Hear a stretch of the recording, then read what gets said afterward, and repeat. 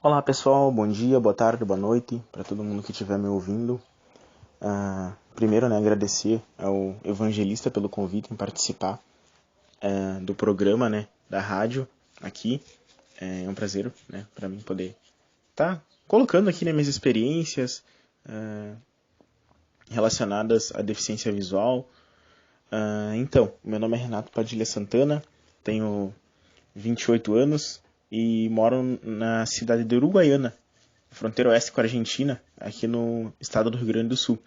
Sou deficiente visual, cego total, e então vou compartilhar com vocês um pouco da minha trajetória, um pouco da minha experiência, das minhas vivências, tudo que a deficiência visual me trouxe, assim, porque as pessoas acabam sempre falando, que a deficiência tira e limita a gente a muitas coisas. Eu penso o contrário.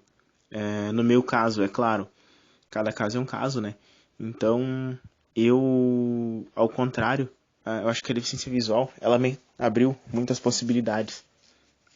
Não estou supervalorizando, a deficiência, assim, de um modo geral, mas estou dizendo que no meu caso, me trouxe algumas possibilidades, Então, eu já passei por todos os estágios, da deficiência visual. Eu já enxerguei, eu já fui vidente até o ano de 2011, basicamente. Eu já fui baixa visão de 2011 até 2014, 15 mais ou menos, e de lá pra cá a minha visão foi se perdendo gradativamente, em razão do meu problema, que eu tenho, que é da doença, no caso, que é glaucoma congênito, Então, glaucoma congênito é a pressão ocular no olho e é uma doença degenerativa e conforme passa os anos, a tendência é que a pessoa que tenha glaucoma, ela vá perdendo tudo que tem de resíduo visual. Eu ainda tenho um leve resíduo visual, mas que é basicamente inútil. Funcionalmente eu sou cego total, porque esse resíduo visual me dá percepção de luz, Então é muito pouquinho, deve ser 5%, acho que até menos. Então eu sou considerado cego total. Então, como eu falei, já passei por todos os estágios da deficiência visual. Hoje sou cego total. E passei por muitas coisas durante todo esse processo, Desde aquele processo que todo mundo, acho que é deficiente visual, já passou, Ou tá passando, ou passa, que é de tu ter e enxergar, de tu ser uma pessoa vidente, E ficar cego num exato momento da tua vida. Então, eu passei por esse processo. Não foi em exagero, assim, de entrar em depressão, de me trancar no quarto e tudo mais, mas eu passei por todo esse processo, que eu acho que é uma coisa normal, Só que chega um momento que a gente tem que olhar pra frente e pensar. Agora, tudo mudou, é uma nova realidade e a gente tem que se adaptar a ela. Então, eu vou contar um pouquinho da minha história. Quis fazer esse resumo, para vocês saberem basicamente, poderem me conhecer, quem que eu sou. Então, eu passei por muitas coisas quando eu estava nesse processo de vidente para baixa visão, principalmente na escola. A questão de ter uma deficiência visual e não aceitar essa deficiência visual, Aceitar no sentido de não me considerar uma pessoa deficiente visual. Eu passei por isso. Eu achava que eu era um vidente, sendo que eu estava praticamente cego já na escola, então passei por muitos problemas, Essa questão de mobilidade, principalmente, porque eu andava sozinho, mas era aquele cego que andava se batendo em tudo, em poste, em coluna, e não queria, assumir que eu era uma pessoa com deficiência visual já naquele momento da minha vida. Então, passou-se alguns anos, eu acabei, me lembro até hoje, o exato momento, que eu perdi o resto da visão. Eu tava na sala de aula, escrevendo no caderno, com o rosto grudado assim na folha do caderno e ficou tudo branco. Aí eu pensei, agora sim, o que eu tinha se foi. Então daqui pra frente, dali pra cá, basicamente desse 2011 para frente, foi esse processo, né, da baixa visão indo para cegueira. E ali, né, eu passei por toda, eu posso dizer assim, que eu tive uma vida normal, mesmo com as limitações de mobilidade, limitações de ter alguém, de ter que ter alguém para me levar para um lugar, para o outro. Então, eu acho que eu destaco a mobilidade aqui porque é o que mais pesou para mim, né, pelo fato de não saber me virar, né, até porque eu era uma pessoa que enxergava, não 100%, mas eu enxergava. Então isso acabou pesando bastante, assim pra mim, mas eu levei a vida de maneira normal. Viajava com amigos, participava de eventos da escola, né? Eu acho que todo mundo deveria participar. Para deficiente visual isso é um entrosamento muito grande. Eu participava dos eventos da escola, tanto no ensino fundamental quanto no ensino médio, e depois eu entrei na faculdade. Eu sou professor de ciência da natureza aqui no meu estado, né?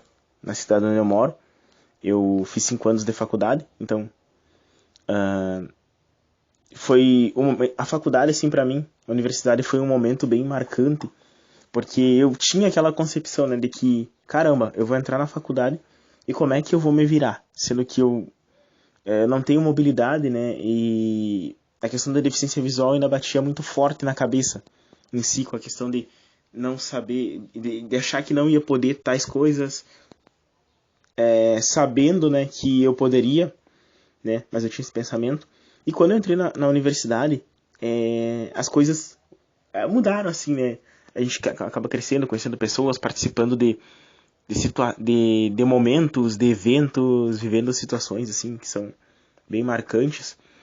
Então, isso acabou me dando a visão de que, caramba, eu posso.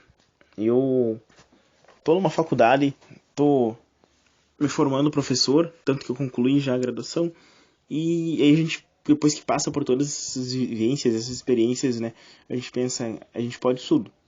Independente de ter uma deficiência ou não, a gente pode sim. Basta a gente ter as adaptações necessárias, buscar os recursos, né, para que a gente consiga se adaptar à nova realidade, porque é possível. A questão da família também, né? É outra coisa que a minha família sempre me apoiou bastante com relação à deficiência visual. Eu participava de tudo, sempre participei, sabe? Eu sempre estive no meio.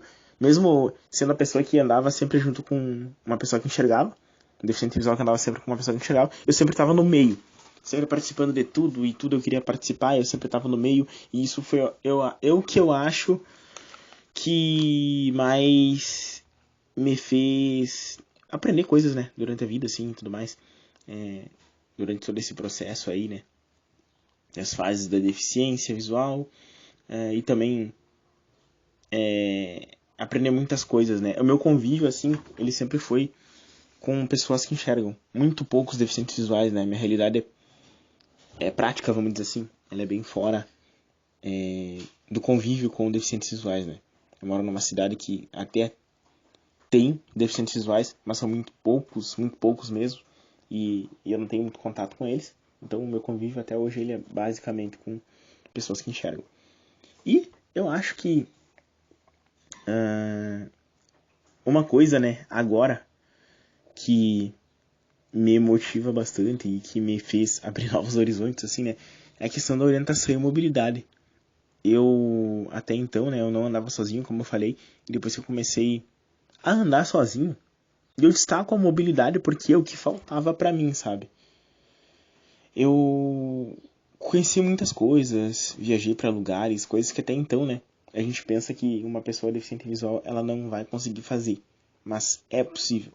Tendo os recursos certos, né? Os meios pra tal, a gente consegue fazer sim. Eu conheci lugares que eu achei que eu nunca ia conhecer na minha vida, conheci pessoas.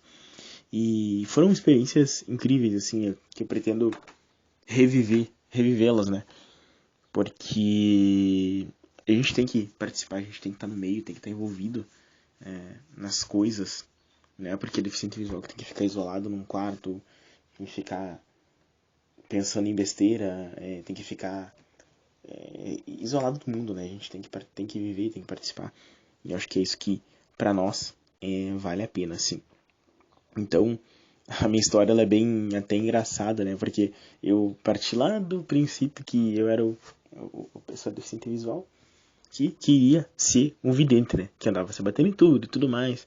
Mas vivia tranquilamente, sabe? Vivia, participava. Eu acho que é isso que a gente deve fazer, né? Independente de tu, sei lá, morar com alguém, morar sozinho, não saber tais coisas. Cara, tem que buscar, né? Correr atrás, se esforçar. Porque cada um tem uma especificidade, né? E a gente consegue, quando corre atrás, buscar o que a gente quer. Mesmo que com uma dificuldade ou outra, né? Que sempre tem. E se não tem, né? A gente não aprende. Né? Com os tombos aí que a gente vai aprendendo. E eu acho que cabe a nós, né? Aí buscar essas mudanças. E assim, a questão familiar, né? É uma coisa que eu acho que é bem importante, né? Quando a gente tem o apoio da família ali e tudo mais. É o que fortalece, né? E sobre essa questão da das pessoas de um modo geral, assim, né? É uma coisa que eu tinha bastante dificuldade, né? Com as pessoas, com eu me assumir pessoa com deficiência visual. Até quando eu saía na rua, eu tentava meio que mascarar isso, vamos dizer, né? De alguma forma ou de outra, mesmo sabendo que era impossível. E hoje eu mudei totalmente esse pensamento, né? Isso não existe mais, né? Por alguns motivos, tanto pessoais quanto como alguns que eu já citei aqui, né? A questão da mobilidade, que foi que me tirou para fora da caixa. E eu acho que é o que tira todo o deficiente visual, né? Ter a independência, ter a liberdade necessária, né? Para poder, a gente poder fazer as coisas que a gente quer, correr atrás. Eu acho que é o que acaba nos motivando e ao mesmo tempo nos dando possibilidades, abrindo portas. E eu, particularmente, né? Penso que se eu fosse uma pessoa que enxergasse até então, eu não faria metade das coisas que eu fiz hoje, sabe? Então, muitas pessoas param na rua assim e me perguntam, né? Tu quer, não pensa em voltar a enxergar, porque tem novos recursos aí pelo mundo, né? Mundo afora que podem fazer, voltar a enxergar. Umas coisas mirabolantes, assim, que a gente sabe que é pra fazer, que a gente se...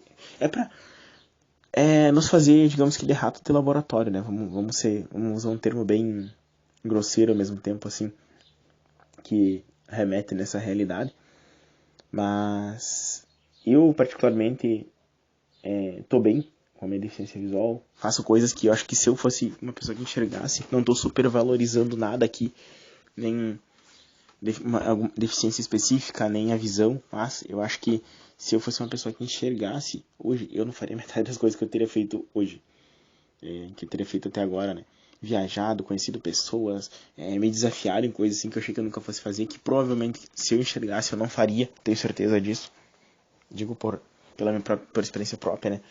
E eu acho que hoje, assim, eu sou outra pessoa, né? Eu sempre digo que eu sou uma pessoa 2.0.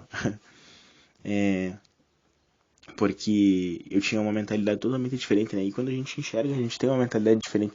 E quando a gente começa a viver essa realidade, tu percebe, né? Caramba, a gente falava, mas na prática, quando a gente sente na pele, né? Realmente, como que é aquilo ali, como quem vive aquilo passa por tais situações, que a gente abre a mente, né? E entende realmente como que funciona, como que acontece, pelo que cada pessoa passa, né? E a deficiência visual, ela me trouxe esse crescimento, assim, pessoal, até mesmo profissional, por que não, né? Até porque eu, além de professor, né, de ciência da natureza, como eu falei, licenciado, eu sou instrutor, né, de orientação e mobilidade, para dar aula para outras pessoas com deficiência visual. E até porque eu quero passar isso para elas, coisas que concepções assim que até então eu tinha e que hoje já desmistifiquei, né?